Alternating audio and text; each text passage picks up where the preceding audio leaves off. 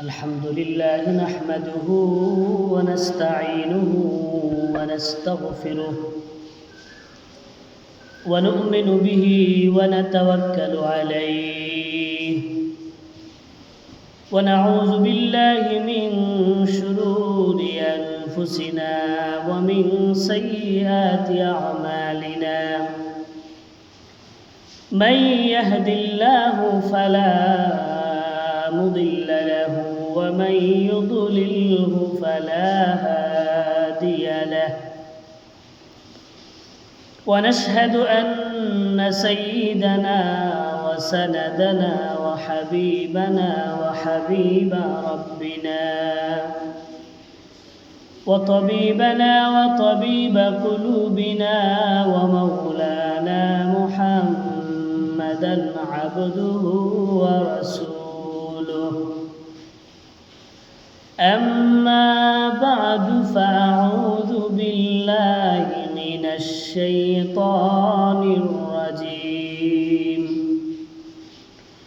بسم الله الرحمن الرحيم إن عدة الشهور عند الله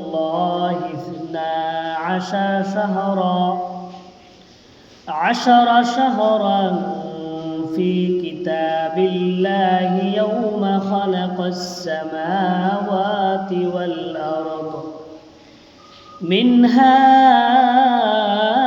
4 حرم وقال رسول الله صلى الله عليه وسلم إن الزمان قد استدار كهيئته يوم خلق الله السماوات والأرض السنة 12 شهرا منها 4 حرم 3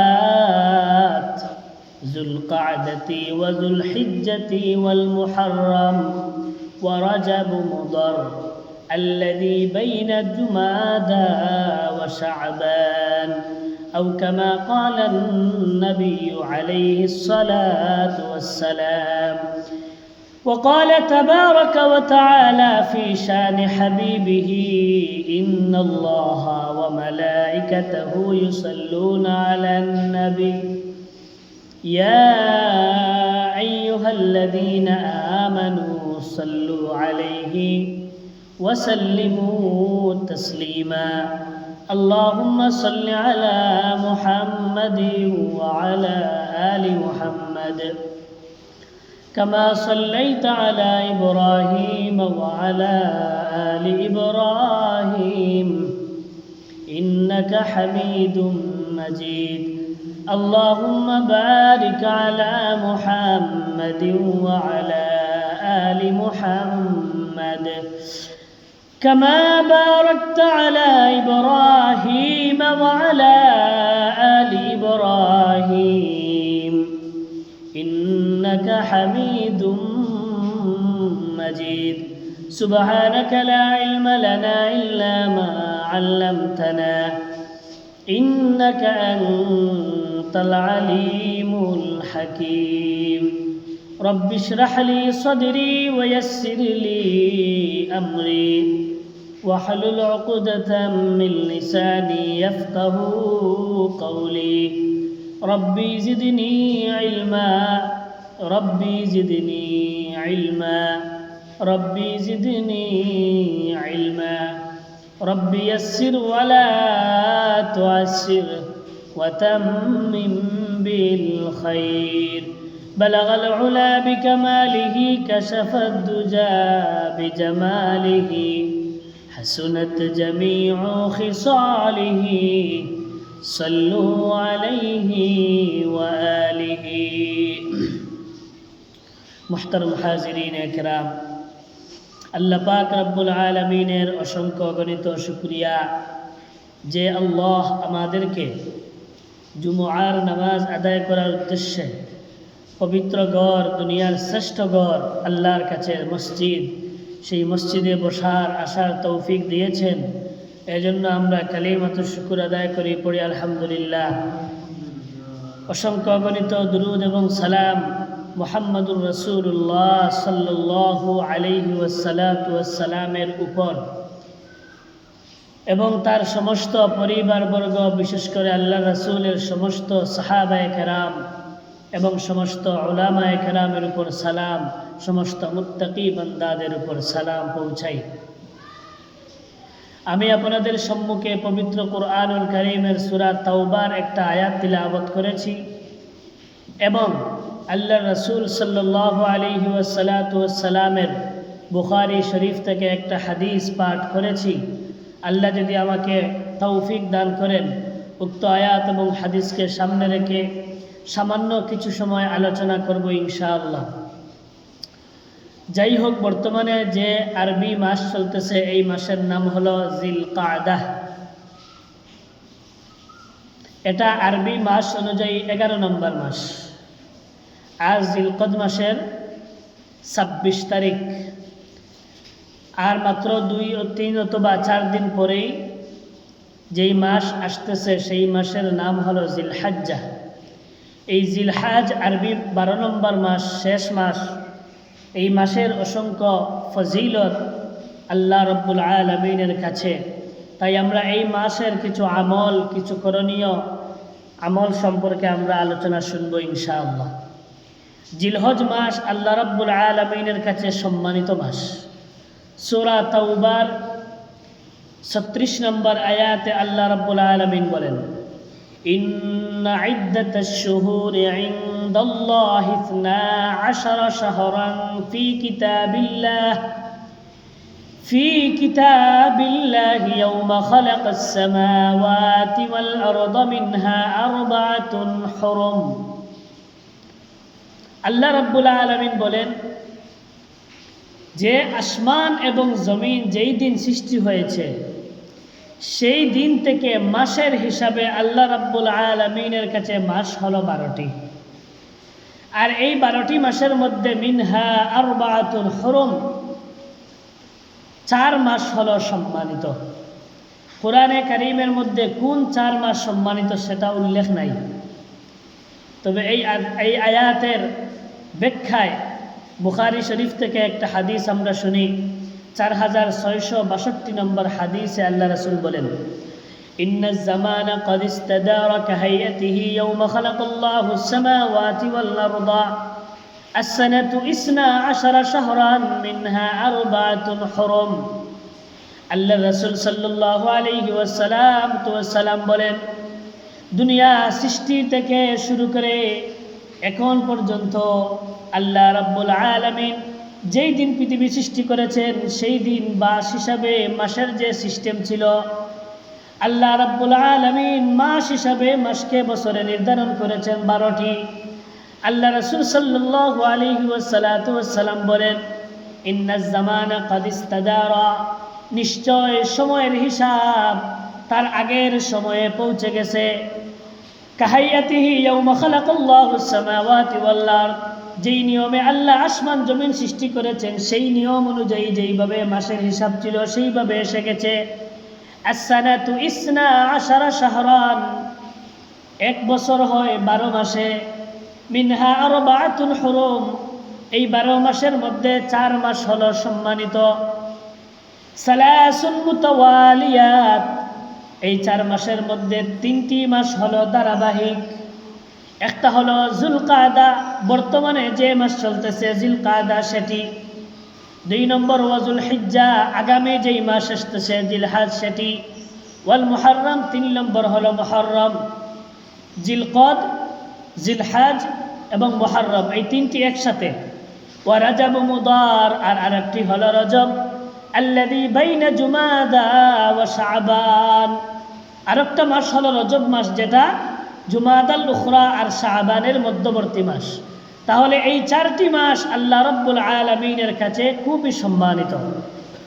এই 4টি মাসের মধ্যে একটি মাস হলো জিলহজ, যেটা আগামী মাস সামনে আসতেছে। এই মাস আল্লাহ রাব্বুল আলামিনের কাছে খুবই সম্মানিত।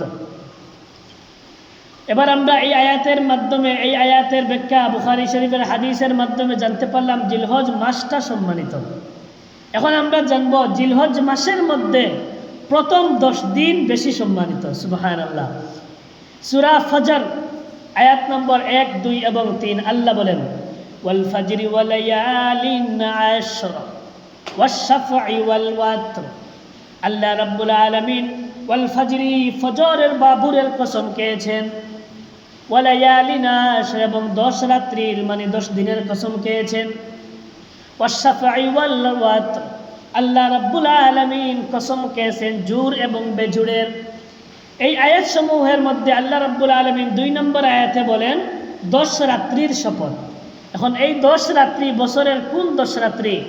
এই আয়াতের ব্যাখ্যায় তাফসীরে ইবনে কাসিরের মধ্যে উল্লেখ আছে, হযরত আব্দুল্লাহ ইবনে জুবায়ের, হযরত আব্দুল্লাহ ইবনে আব্বাস রাদিয়াল্লাহু তাআলা আনহুমা এবং মুজাহিদ রাহমাতুল্লাহি তাআলা আলাইহি, উনাদের মত হলো এই যে লায়ালে আশ 10 রাত্রির উদ্দেশ্য হলো জিলহজ মাসের প্রথম 10 দিন। সুবহানাল্লাহ। এখন আমরা এই আয়াতসমূহের মধ্যে জিলহজ মাসের ফজিলত জানতে পারলাম, জিলহজ মাসের প্রথম 10 দিনের ফজিলত জানতে পারলাম। এবার আমরা এই 10 দিনের আমল যে আল্লাহর কাছে প্রিয় সেটা জানি।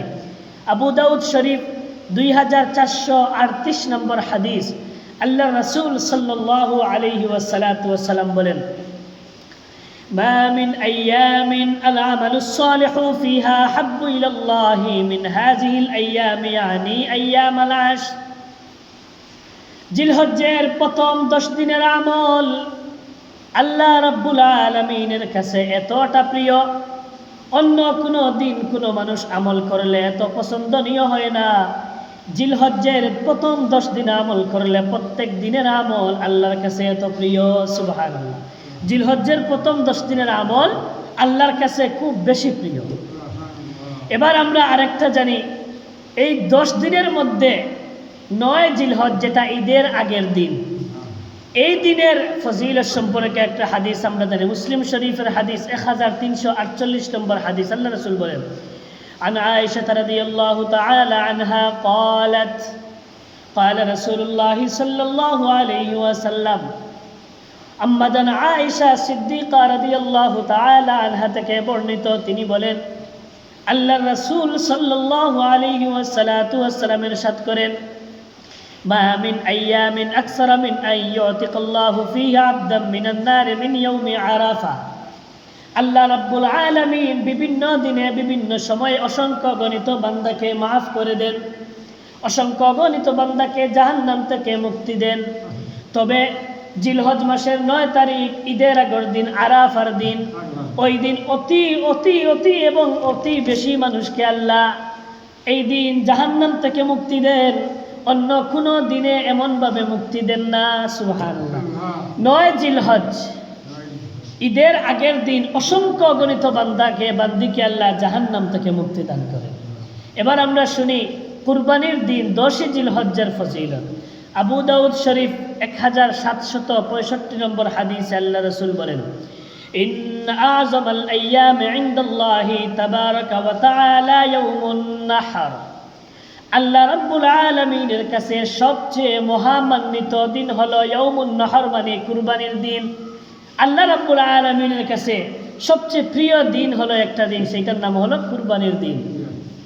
ইয়াউমুন নাহর, রক্ত প্রবাহিত করার দিন, কুরবানির দিন, ঈদুল আজহার দিন। এবং এই দিনটা আল্লাহ মুসলমানদের জন্য ঈদ হিসাবে সাব্যস্ত করেছেন। মুসনাদে আহমদ 6575 নম্বর হাদিসে আল্লাহ রাসূল বলেন, উমিরতু বিয়াউমিল নাজহা। এই জিলহজ্জের 10 তারিখে আল্লাহ রাব্বুল আলামিন আমাকে আদেশ করেছেন আমি যেন কুরবানি করি। জাআলাহুল্লাহু ঈদান লিহাযিহিল উম্মাহ।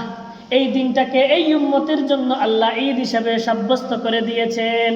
তাহলে জিলহজ্জের 10 তারিখ এটা একদিকে আল্লাহর কাছে প্রিয় একটা দিন, আরেকদিকে আল্লাহর রাসূলকেও আদেশ করা হয়েছে কুরবানি করার জন্য, এবং এই দিনকে আমাদের জন্য আল্লাহ রাব্বুল আলামিন এই উম্মতের জন্য ঈদ হিসাবে সাব্যস্ত করে দিয়েছেন। এখন আমরা এতক্ষণ জিলহজ মাসের ফজিলত জানলাম, প্রথম 10 দিনের ফজিলত জানলাম, বিশেষ করে 9 জিলহজ্জের ফজিলত জানলাম, 10 জিলহজ্জের ফজিলত জানলাম। এবার আমরা জিলহজ মাসের এই 10 দিন অথবা এই মাসের আমল সম্পর্কে কিছু হাদিস, কিছু বিষয় জানি। মুসনাদে আহমদ 5446 নম্বর হাদিসে আল্লাহ রসুল সাল্লাল্লাহু আলাইহি ওয়াসাল্লাম বলেন, এই 10 দিন তোমরা বিশেষ করে তাহলিল, তাকবীর এবং তাহমিদ পাঠ করবা। আল্লাহ রসুল সাল্লাল্লাহু আলাইহি ওয়াসাল্লাম বলেন, মা মিন আইয়ামিন আযমু ইনদাল্লাহি ওয়ালা আহাব্বু ইলাইহি আল আমালু ফীহিন্না মিন হাযিহিল আইয়ামিল আশর। আল্লাহ রাব্বুল আলামিনের কাছে আমলসমূহ যতদিন করা হয়, এই দিনসমূহের মধ্যে সবচেয়ে প্রিয় হলো এই 10 দিনের আমল। এটা হলো একদিকে আজম আর একদিকে আহাব্বু, অর্থাৎ আল্লাহর কাছে প্রিয় এবং সম্মানিত দিন এবং আমল। এখন কোন আমল আমরা করব? আল্লাহ রাসূল বলেন, ফাকসিরু ফীহিন্না মিনাত তাহলিল, তোমরা ওই 10 দিনে বেশি বেশি তাহলিল করবা। তাহলিল মানে হলো লা ইলাহা ইল্লাল্লাহ, লা ইলাহা ইল্লাল্লাহ, লা ইলাহা ইল্লাল্লাহ, ওই জিকির বেশি করে করবা। ওয়াত তাকবীর, তাকবীর বেশি বেশি পাঠ করবা। তাকবীর হলো আল্লাহু আকবার, আল্লাহু আকবার, আল্লাহু আকবার, ওই তাকবীর বেশি বেশি পাঠ করবা। ওয়াত তাহমিদ, তাহমিদ বেশি বেশি পাঠ করবা, আল্লাহর প্রশংসা, আলহামদুলিল্লাহ, সুবহানাল্লাহ, আলহামদুলিল্লাহ, সুবহানাল্লাহ, ওইগুলা বেশি করে পাঠ করবা। তাহলে এই 10 দিনের 1 নম্বর আমল হলো বেশি করে লা ইলাহা ইল্লাল্লাহ পাঠ করা, বেশি করে আল্লাহু আকবার পাঠ করা, বেশি করে সুবহানাল্লাহ, আলহামদুলিল্লাহ, আল্লাহর তাসবিহ বেশি বেশি পাঠ করা, সুবহানাল্লাহ। তাহলে আমরা এই হাদিসের মধ্যে ওই 10 দিনের 1 নম্বর আমল জানতে পারলাম। এবার ওই 10 দিনের মধ্যে প্রথম 9 দিন রোজা রাখা। 10 নম্বর দিন তো ঈদ, 10 জিলহজ তো ঈদের দিন, কুরবানির ঈদের দিন। প্রথম 9 দিন একাধারে রোজা রাখা, এটা আল্লাহ রাসূল আমল করেছেন। আবু দাউদ শরীফ 2437 নম্বর হাদিসে আল্লাহ রাসূল বলেন, আল্লাহ রাসূল সাল্লাল্লাহু আলাইহি ওয়াসাল্লাম সম্পর্কে বর্ণিত আছে, কানা রাসূলুল্লাহ সাল্লাল্লাহু আলাইহি ওয়াসাল্লাম ইয়াসুমু 9 জিলহিজ্জা। আল্লাহ রাসূল সাল্লাল্লাহু আলাইহি ওয়াসাল্লাম জিলহজ মাসের প্রথম 9 দিন একাধারে রোজা রাখতেন।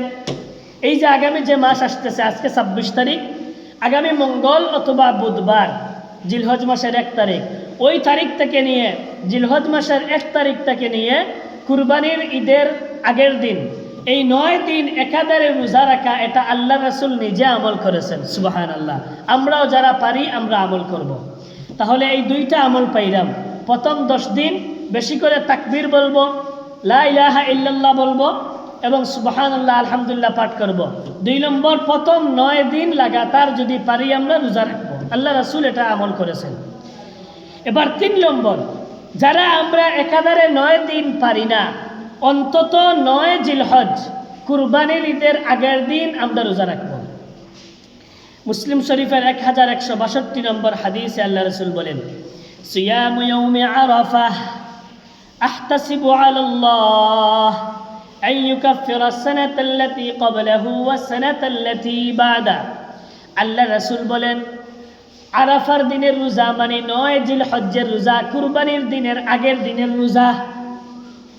আল্লাহ রাব্বুল আলামিন তার হাবিবের মাধ্যমে আমাদেরকে জানিয়ে দিয়েছেন। আল্লাহ রাসূল বলেন, আমি আল্লাহর কাছে আশা করি 9 জিলহজ্জের রোজা যেই বান্দারা, যেই বান্দিরা রাখবে, আল্লাহ রাব্বুল আলামিনের কাছে আমি আশা করি ওই বান্দা এবং বান্দির পূর্বের 1 বৎসর এবং আগামী বৎসর 1 বছর, 2 বৎসরের জিন্দেগির গুনাহ আল্লাহ মাফ করে দিবেন, সুবহানাল্লাহ। কুরবানির দিনের আগের দিন, কুরবানির আগের দিনের রোজা 9 জিলহজ্জের রোজা, আল্লাহ রাসূল বলেন পূর্বের 1 বৎসর, আগামী 1 বৎসর, 2 বৎসরের গুনাহ আল্লাহ মাফ করে দিবেন। তাহলে এই আমলটা আমরা করব। এই পর্যন্ত আমরা আলোচনা থেকে 3টা আমল পাইলাম। 1 নম্বর আমল হলো 1 জিলহজ থেকে নিয়ে কুরবানির দিন পর্যন্ত এই 10 দিন আমরা বেশি বেশি লা ইলাহা ইল্লাল্লাহ পড়ব, বেশি বেশি আল্লাহু আকবার পড়ব, বেশি বেশি সুবহানাল্লাহ এবং আলহামদুলিল্লাহ, ওই তাসবিহ এবং তাজকির, ওই জিকিরগুলো আমরা বেশি বেশি পাঠ করব। 2 নম্বর আমল আমরা পাইলাম, যদি সম্ভব হয় 1 তারিখ থেকে নিয়ে 9 তারিখ পর্যন্ত লাগাতার রোজা রাখব। তিন নম্বর আমল, যদি আমরা 9 দিন পারি আলহামদুলিল্লাহ, যদি 9 দিন নাও পারি অন্তত 9 জিলহজ কুরবানির দিনের আগের দিনের রোজাটা আমরা রাখবো। যেই দিনের রোজা রাখার ব্যাপারে আল্লাহ রাসূল বলেছেন, আমি আল্লাহর কাছে আশা করি পূর্বের 1 বছর এবং আগামী 1 বছর 2 বছরের গুনাহ আল্লাহ মাফ করে দিবেন। তাহলে আমরা এই আমলটা করব। আরেকটা আমল হলো এই 10 দিন যে যারা কুরবানি দিবেন, যাদের নিয়ত আছে যে আমরা কুরবানি দিব, তাদের জন্য একটা আমল হলো এই জিলহজ্জের 1ম তারিখ থেকে নিয়ে কুরবানির দিন পর্যন্ত এই 10 দিনের ভিতরে আপনারা চুল এবং নখ ওইগুলা কাটবেন না। এটা আবার ফরজ কোনো বিধান, ওয়াজিব বিধান নয়, নফল মুস্তাহাব আমল যে নখ কাটবেন না, চুল কাটবেন না। যদি চুল এবং নখ ওইগুলা কাটতে হয় এই আগামী বুধবারের আগ পর্যন্ত, এই সপ্তাহের ভিতরে কেটে নেবেন।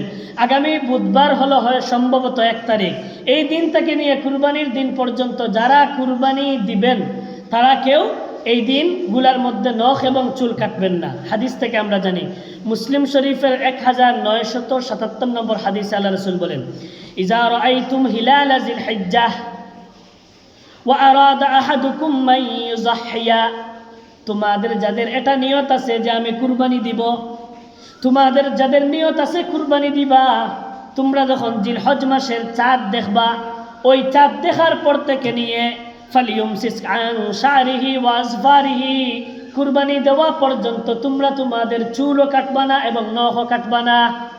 তাহলে যারা কুরবানি দিব এই 10 দিনের ভিতরে মুহররমের 1 তারিখ থেকে নিয়ে জিলহজের 1 তারিখ থেকে নিয়ে এই কুরবানি দেওয়া পর্যন্ত এই তারিখের 10 দিনের ভিতরে আমরা নখও কাটবো না, চুলও কাটবো না।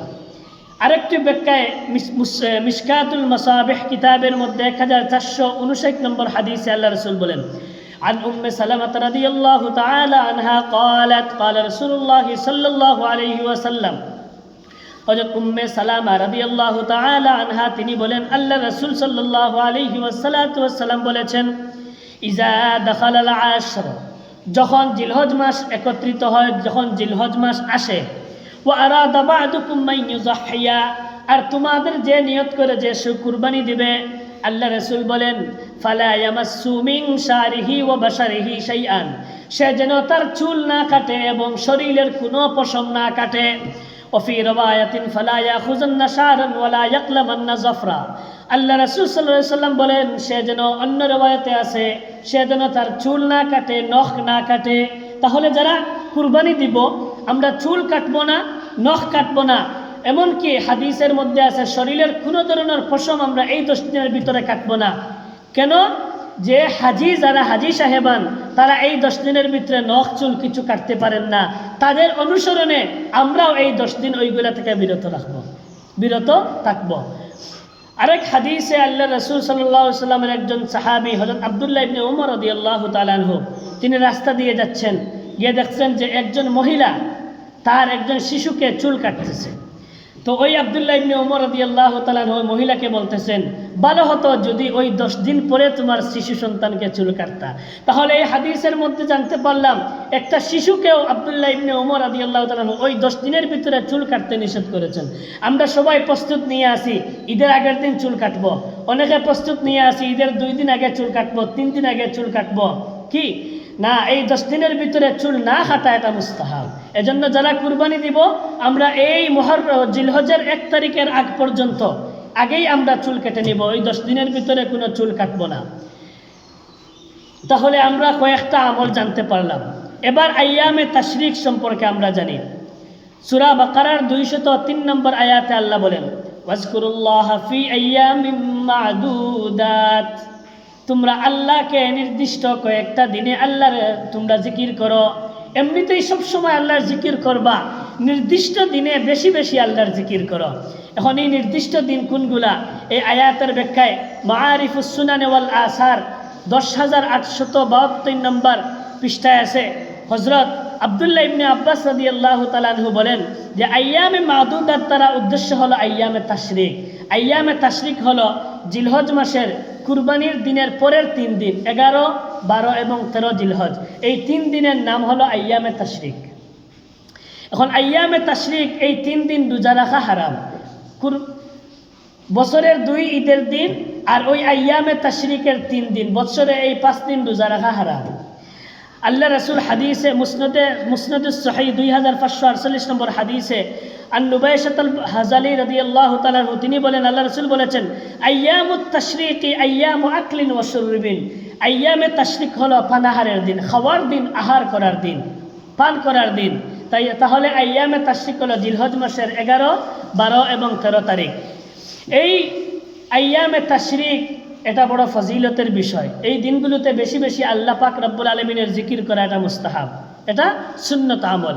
এখন হলো তাকবীরে তাশরিক সম্পর্কে আলোচনা। আলাউস সুনান কিতাবের 8 নম্বর খণ্ড 156 নম্বর পৃষ্ঠায় আছে, তাকবীরে তাশরিক হলো আল্লাহু আকবার, আল্লাহু আকবার, লা ইলাহা ইল্লাল্লাহু ওয়াল্লাহু আকবার, আল্লাহু আকবার ওয়ালিল্লাহিল হামদ। ঈদের আগের দিন 9 জিলহজ ফজর থেকে নিয়ে 13 জিলহজ আসর পর্যন্ত মোট 23 ওয়াক্ত নামাজে পুরুষ এবং মহিলা সকলের জন্য একবার এই তাকবীরে তাশরিক বলা ওয়াজিব। কুরবানির ঈদের আগের দিন 9 জিলহজ ফজর থেকে নিয়ে 13 জিলহজ আসর পর্যন্ত প্রত্যেক ফরজ, শুধু ফরজ নামাজের পরে একবার পুরুষরা উচ্চ কণ্ঠে জুড়ে, চাই একা নামাজ হোক অথবা জামাতে নামাজ হোক, পুরুষরা জুড়ে জুড়ে আর মহিলারা নিচু কণ্ঠে নিম্ন সুরে বলবে এই তাকবীরটা, আল্লাহু আকবার, আল্লাহু আকবার, লা ইলাহা ইল্লাল্লাহু আল্লাহু আকবার, আল্লাহু আকবার ওয়ালিল্লাহিল হামদ। এই তাকবীরে তাশরিক বলা এটা ওয়াজিব। এখন এই 5 দিনের ভিতরে এমন কোনো দিন হয়তো খেউরের নামাজ খাজা হয়ে যায়, খেউরের ফজর খাজা হয়ে যায়, খেউরের জোহর, খেউরের আসর এইভাবে খাজা হয়ে যায়। যদি কোনো নামাজ খাজা হয় আর ওই খাজা নামাজটা ওই 5 দিনের ভিতরে আদায় করেন, তাহলে এই 5 দিনের ভিতরে আদায় করলে খোজা নামাজ পড়ার সময়ও নামাজ শেষে এই তাকবীরটা একবার বলা ওয়াজিব।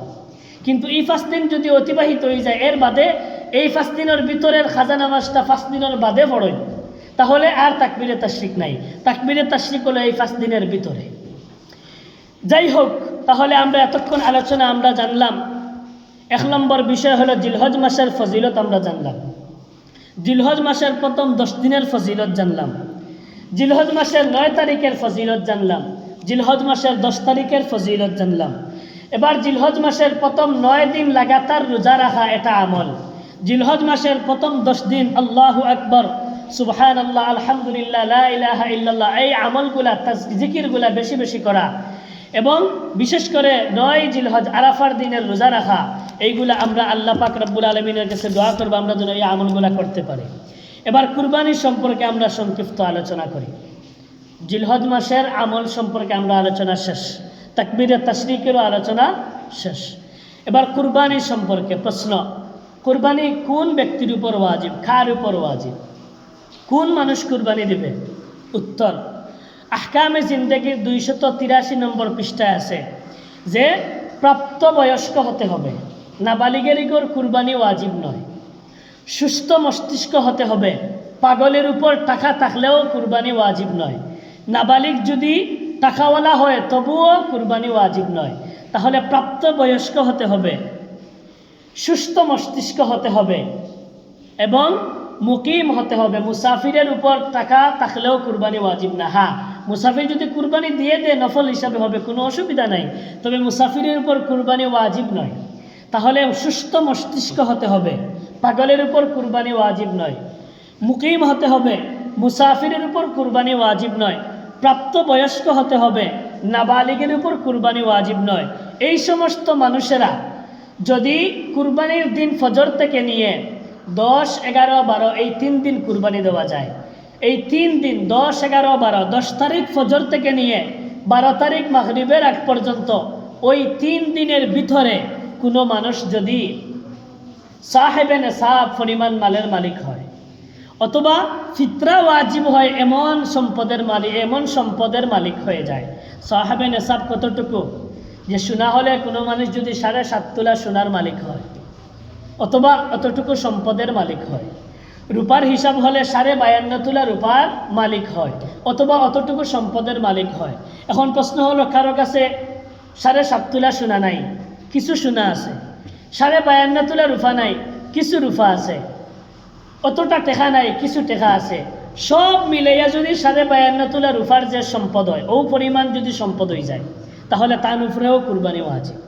কিছু সোনা আছে, কিছু রূপা আছে, কিছু অর্থ সম্পদ আছে, এই সব কিছু মিলাইয়া যদি 52.5 তোলা রূপার যে পরিমাণ সম্পদ দাম হয়, কতটুকু দাম আমার জানা নাই, আপনারা আরও বালা জানবা, বাজার মূল্য কত 52.5 তোলা রূপার, এই পরিমাণ মূল্য যদি সব কিছু মিলাইয়া হয়ে যায় তাহলে আপনার উপরে কুরবানি ওয়াজিব। কোন দিন? জাকাত দিতে হইলে পুরা 1 বৎসর সম্পদটা থাকতে হয়, কিন্তু কুরবানি দিতে হইলে ও 3 দিন শুধু সম্পদের মালিক হয়ে গেলেও কুরবানি দিতে হইব, সারা বৎসর আপনি সম্পদের সমান মালিক হওয়ার দরকার নাই। এই 3 দিন যদি আপনার উপরে এই 7.5 তোলা সোনা অথবা 52.5 তোলা রূপা অথবা এর পরিমাণ সম্পদ, এর পরিমাণ অর্থ যদি আপনার সম্পদ থাকে তাহলে এক্ষেত্রে আপনি কুরবানি দিতা। এমন যদি কেউর জায়গা থাকে এই জায়গা ফসলও ফলাই না বেকার ফলাইয়া তোয়া, এটাও কুরবানির হিসাবও আয়া এড হইব, যুক্ত হইব। যাই হোক, এইগুলো আপনারা হিসাব করি আপনারা যার যে অবস্থা, খার কতটুকু সম্পদ কতটুকু কোনভাবে আছে এটা আপনারাও ভালো জানেন। সাহিবুল বাইতে আদরা বিমাফি, ঘরের ভিতরে কিতা আছে ঘরওয়ালা ভালো জানেন। আমার ঘরের ভিতরে কতটুকু সম্পদ আছে আমি জানি, আপনার ঘরের ভিতরে কতটুকু সম্পদ আছে আপনি জানেন, আপনার কতটুকু সোনা আছে, রূপা আছে, সম্পদ আছে, ব্যাংক ব্যালেন্স আছে, এটা আপনি জানেন। এইগুলারে মিলাইয়া দেখবা সোনা অথবা সোনা যদি হয় না রূপা, যেসা একটার লগে বিশেষ করে রূপার লগে যদি মিলে যায় 52.5 তোলা রূপার সমপরিমাণ সম্পদ, তে আপনি কুরবানি দেওয়া আপনার উপরে ওয়াজিব। এবার প্রশ্ন হইল, আমরা যে পশু কুরবানি দিতাম পশুর বয়স গত জুম্মা তো আমি কইছি, আবু দাউদ শরীফর 2788 নম্বর হাদিসে আল্লাহ রাসূল সাল্লাল্লাহু আলাইহি ওয়াসাল্লাম ফরমাইন, আন জাবির রাদিয়াল্লাহু তাআলা আনহু قال قال رسول الله صلى الله عليه وسلم لا تذبحوا الا مسنة الا ان يعصر عليكم فتذبحوا جزعة من الضأن। আল্লাহ রাসূল সাল্লাল্লাহু আলাইহি ওয়াসাল্লাম বলেন, লা তাযবাহু ইল্লা মুসিন্না, তোমরা মুসিন্না ছাড়া কুরবানি দিবা না। মুসিন্না ছাড়া, প্রশ্ন হইল মুসিন্না কিতা? মুসিন্না হইল উটের বেলায় 5 বৎসর বয়স, গরু মহিষের বেলায় 2 বৎসর বয়স, ছাগল বেড়া দুম্বা এইগুলার বেলায় 1 বৎসর বয়স, এটার নাম হলো মুসিন্না।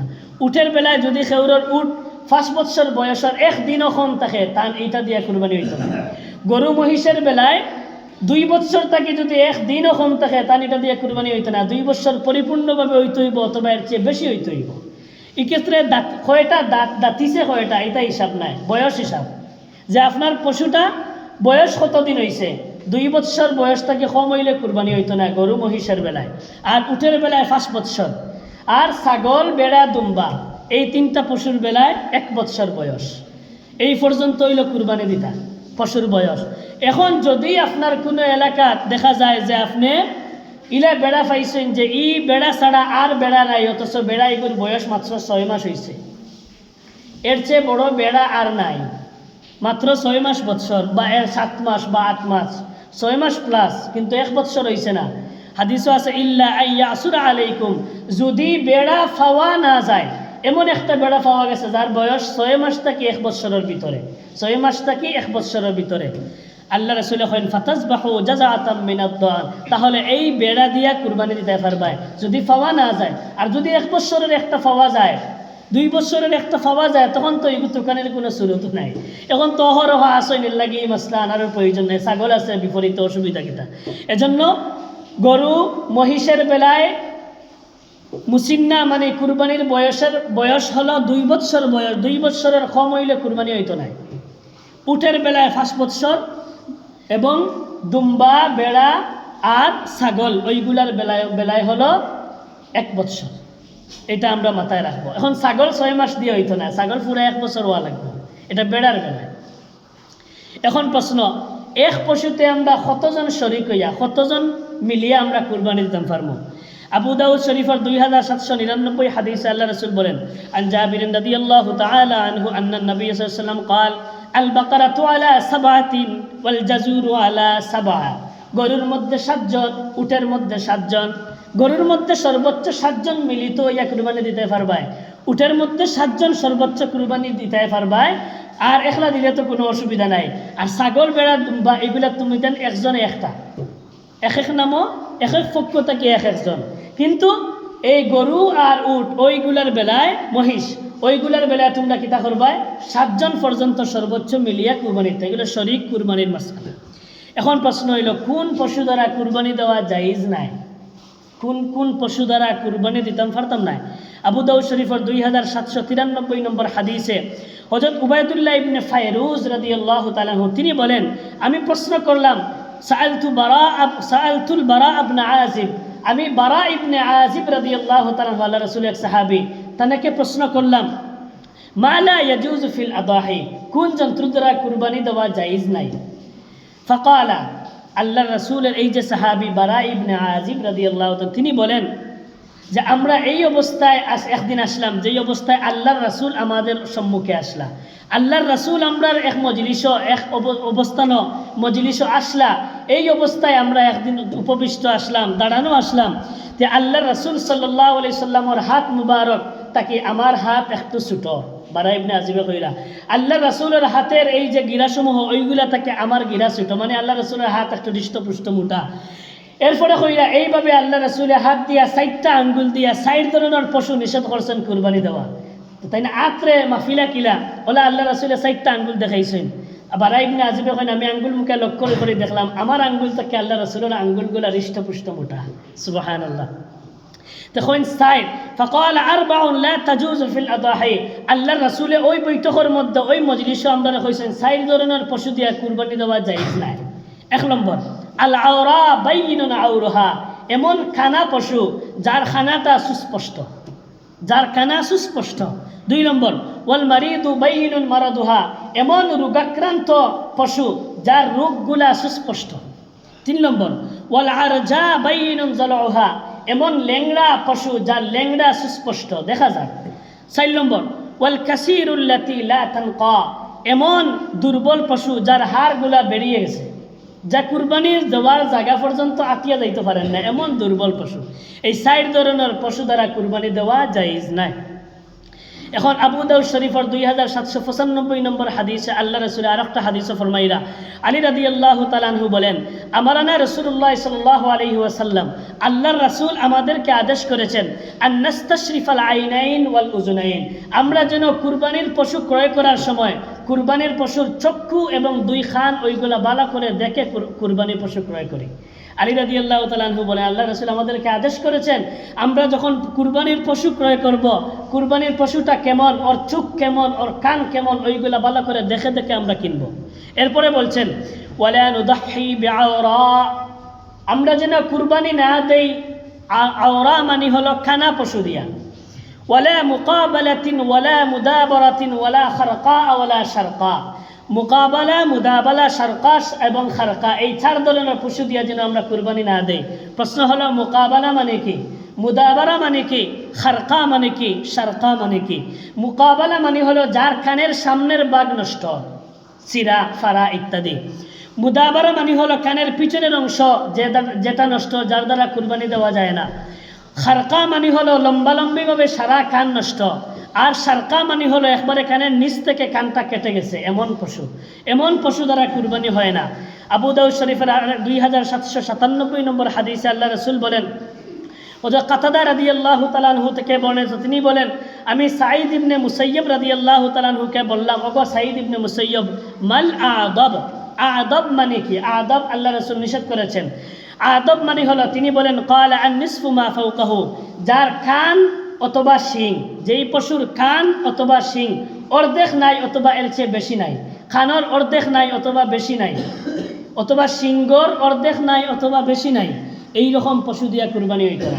তবে কোনো জন্তু যদি জন্ম থাকেও তার শিং না উঠে, এটা দিয়ে কুরবানি হইব। শিং উঠছিল, কোনো কারণবশত শিঙ্গর বেশি অর্ধেক পড়ে গেছে অথবা অর্ধেক পড়ে গেছে, কোনো কারণবশত খানার অর্ধেক নষ্ট হয়ে গেছে অথবা বেশি অংশ নষ্ট হয়ে গেছে, এই ধরনের পশু দিয়া কুরবানি জায়েজ নাই। আমরা সংক্ষিপ্তভাবে জিলহজ মাসের ফাজাইল জানলাম, মাসাইল জানলাম, জিলহজ মাসের আমল জানলাম এবং কাহার উপর কুরবানি ওয়াজিব, কোন এক পশুতে কতজন শরীক হইতে পারেন, কুরবানির পশুর জন্তু বয়স জানলাম, আর কুরবানির পশুতে কোন ধরনের কুরবানির পশু দিয়া কুরবানি জায়েজ নাই, এইগুলা সংক্ষিপ্তভাবে জানলাম। সময় শেষ। আল্লাহ পাক রব্বুল আলামিন আমরা পরিপূর্ণভাবে